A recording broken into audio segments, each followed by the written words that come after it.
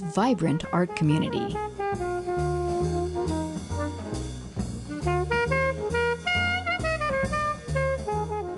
Hi, I'm Marceau Verdière.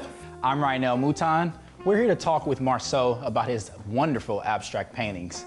Join us as we explore the artist's journey.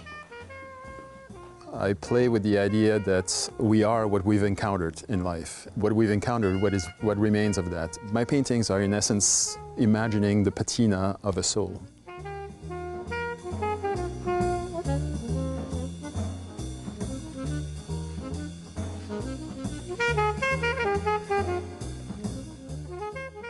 Marceau, thank you for having us. Thank you very much for coming and visiting my home. I much appreciate it.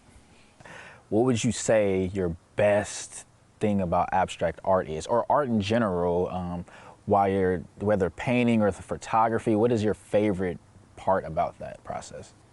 The favorite part is simply to make it. I am a person that gets really easily distracted by life. When I'm in the studio, when I make photo, it's one of the very rare times that I'm focused on what I'm doing, and I like this, and it makes time disappear. So I may start in the studio at 7 p.m. and think I'll be there for a couple hours, and it's like, okay, maybe time to go to bed. I look at my watch and it's 3 a.m. And I love that. I love that time disappears when I create. So that's my favorite part about it, just the act of making it, you know. I notice you have like different themes. Do you stick to a certain theme, or is it just more so kind of how you're feeling? Or my work is primarily about memories, and memories as traces. I imagine what a soul might look like if we could see all the traces that memories are, and how they build up and how they change. And I'm interested primarily in small moments in life, the moments that we generally don't pay attention to, moments of doubt,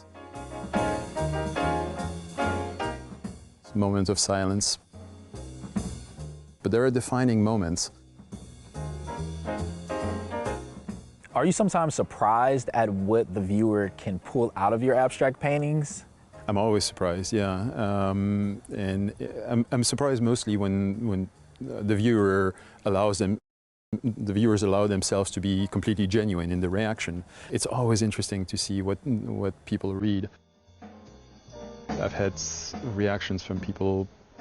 I have people crying my painting. I had people burn my paintings because they saw devilish things in it after they acquired them. I mean, so it's fun, you know. Yes, the reactions can be quite varied. And does it change depending on what country you're in? You know, people are different all over the world, and you know, you've been around the world multiple times. Do you see different reactions from different people all around the world, depending on the country? It's almost like the rest of the world versus Humboldt. In Humboldt, Humboldt is such a beautiful place, and because it is so kind and so caring and and supportive of the arts, that the reaction will inevitably be positive generally, and that's very comforting, and it's very pleasant. You go elsewhere where people don't know you, and especially when you go show in bigger cities, Vienna, Barcelona, or some, the reaction can be a lot more rough, raw, honest, but also it's quite helpful, you know, and the dialogues that you enter into can be quite stimulating. It's a privileged moment when you're working in your studio. You're all alone with your time. Time disappears. In a society like this, like the one we live in, where everything goes so fast, I feel incredibly privileged to have figured out that, you know, I can do this. When you're creating these images or these artistic paintings, are you going in there with an image in mind, or are you kind of creating as you go? I do work always in series. So I may have a series on doubt, I may have a series on silence, or right now I'm working on a series on anticipation. So with that in mind, I have a certain vision of what the color palette, what the sort of compositions will be to create a coherent ensemble. So when I start a new painting, it fits within that ensemble of painting that I'm working on, except for the first one. The first one sets the pace often for what is coming. This has all been so amazing. Mind if we see how it all works? Let's go. So Marcel, can you take me through your creative process and why you use the things that you use? When I start with a painting, I always start with a black layer. That is just a habit that I've taken, and it's a chance for me to sort of have a first step in the painting. So I don't have painter's block like some writers have in front of a white page. So, for this I just use plain house paint. I already have an interaction with the painting. I have a sense of the palette and the colors I'll be using, and the direction I'm going to have something that is consistent with the series I'm working on. So now that the surface is dry, what comes next? The next step is to build up texture. And for that, I use an oil-based industrial paint. It's thick, it's tough, and it will interact well with the oil paint. So I just put it a little bit here, and then Oh, wow. do you want to try? Yeah, do you think I can give it a go? Go for it. But put on a pair of gloves. Okay. So, just gonna get it a little. I can feel the Picasso coming out in me already. You're doing great. We'll co-sign this one. Okay. And do you like to keep it a little starry night or a little bit more, you know, thicker with? That's up to you, and each painting will change. Okay. You know, this is where you can start composing a little bit how the painting will come out. It's actually sort of inspired from the grisaille technique that they use in more ancient paintings, where you build up different tones of grays and then by using translucent glazes over transparent paintings, you know, you'll be able to play with the light a little bit. Okay. And then you can smear it apart partially. I can see To start building up, yeah, you know, texture. I can see it shaping already. Something that goes on. And so now that you have the textures and, you know, the extra layers, what comes next? So I start to scrape. And because my paintings are about memories as traces that accumulate on one soul, you know, the idea is you put on a layer, you scrape it off, you put on a layer, scrape it off. Okay. And now, when we start playing, again, we're just doing traces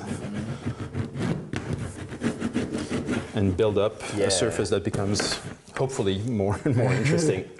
It's interesting already. How about you? Yeah, definitely. Let's give it a try. Okay. Have fun with pressure and how you want to play. Okay.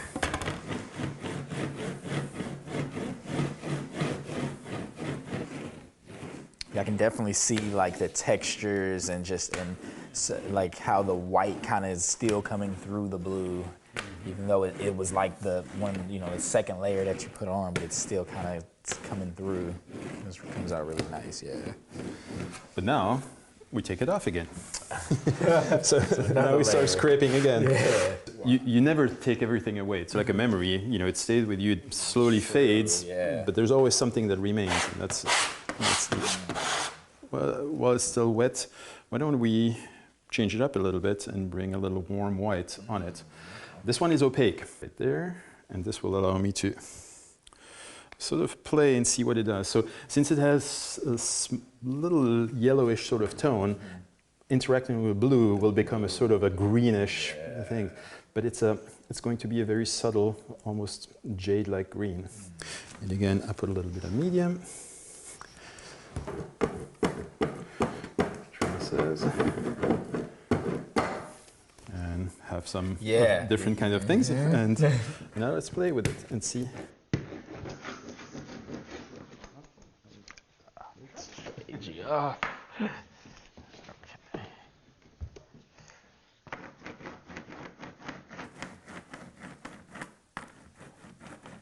Yeah, and I can see just applying different pressures, it's creating something totally different. And the act of painting has to be playful. Yeah. Otherwise, it's interesting. It makes it a lot more pleasant. Mm-hmm. Yeah, I feel like just with painting, just anything works. Like you can literally just come out and just throw things on, and you can create something out of that. Like you can be as experimental as you want with this.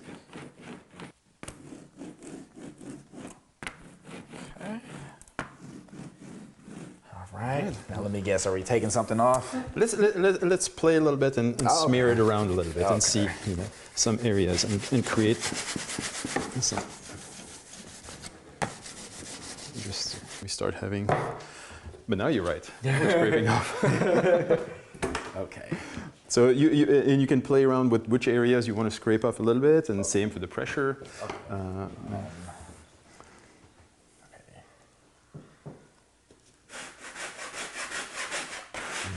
And as you see, the tough industrial paint, that stays, you know, that's hard one to get. Yeah.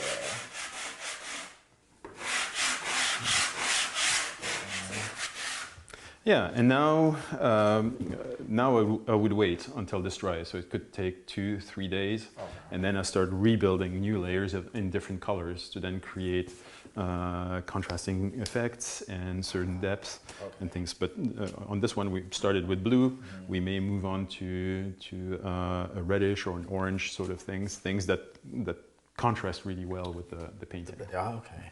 Wow. Yeah, that's amazing. Good job. Thank you. That's something. That's very, very cool. Yeah. You just took something and you basically just added, you know, 3 or 4 colors, but made it so much more hands-on by just adding the scraping and the rolling and the drying with the heater.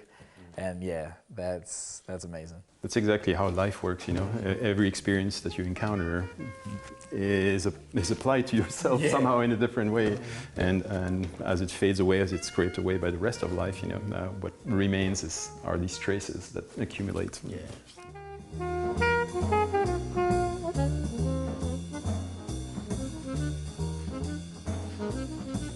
Is there another artistic medium that you've always wanted to try but never had the opportunity to try yet? Yes. I want to work with metal one day and weld and grind and so forth. I have project ideas for it, but haven't yet had the opportunity. I've played around with sculpture. I did a month-long stay in France to work on ceramics, which I really liked, but it's not intuitive to me. And you know, so yeah, I do explore different things. But I come back to painting, it's my thing. Well, Marceau, this has been amazing. Thank you for inviting us to your lovely home. Oh, the pleasure was certainly mine. And thank you for joining us on Studio Space.